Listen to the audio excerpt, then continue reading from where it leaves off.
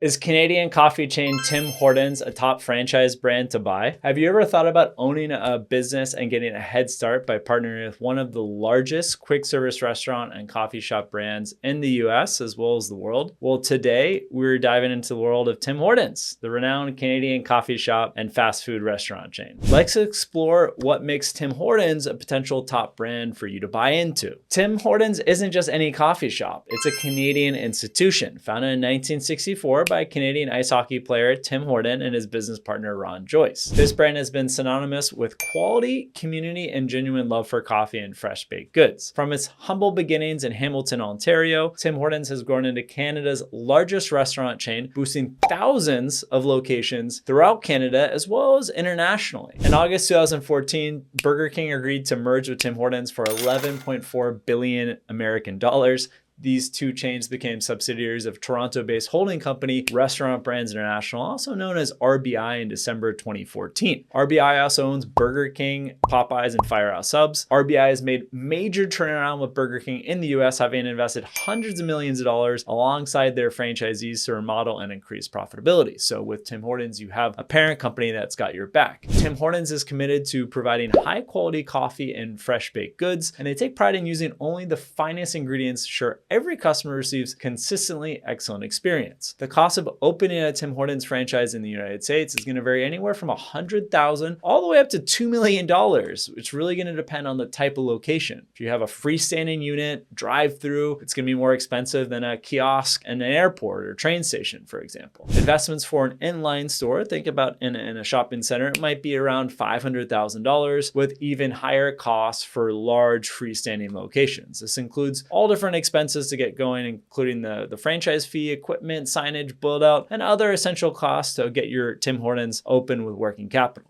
Let's talk about the financial performance as described in the item 19 of their latest FDD. They average monthly gross sales of $100,000, which isn't bad for a quick service restaurant, especially if you're investing on that lower range of, 100, 500K. The average monthly cost of goods sold as well is 30% of gross sales. Finally, the average monthly labor expense as a percentage of gross sales for these locations is 30%. So the prime rate at about 60%, not bad. While Tim Hortons has been a staple in Canada, Tim Hortons franchises have been expanding over the years. There's now more than 5,300 locations in 15 countries, of which just 640 are based in the US. So there is some opportunity for those that are looking to develop Tim Hortons here in the United States or potentially in other markets. Now, looking at the 3-year failure rate, the failure rate for a Tim Hortons franchise in the United States, 8% over the past 3 years. When you compare that to the industry average of 11%, it's not bad. Still, restaurants are some of the highest risk. So still, restaurants across the board,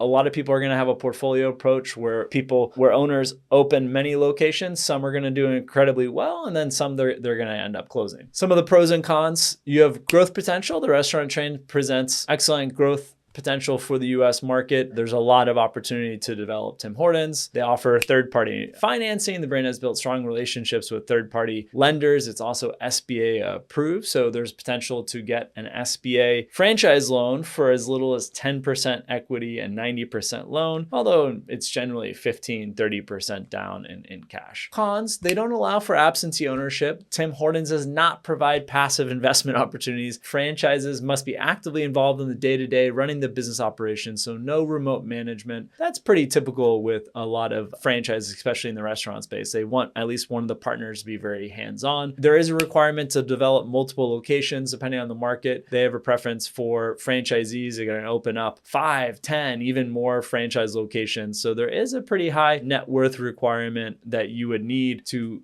get going with a Tim Hortons. Generally, we're seeing $1 million plus depending on the territory. So the $1 million question: is Canadian coffee chain Tim Hortons a top franchise brand to buy? It's going to really depend on what you're looking for, your financial background, as well as what territory you plan to develop here in the United States or abroad. So here you heard our point of view. So before you take the plunge, it's essential to dive into the experience of current franchisees and meticulously go through that franchise disclosure document. By doing so, you can gain valuable insights into the business model, expectations, and potential challenges that come with owning a Tim Hortons franchise. You can find a link to download the FDD in the description. Thanks for tuning in. If you enjoyed this video, do not forget to like, share, and subscribe for more content. Until next time, and take care.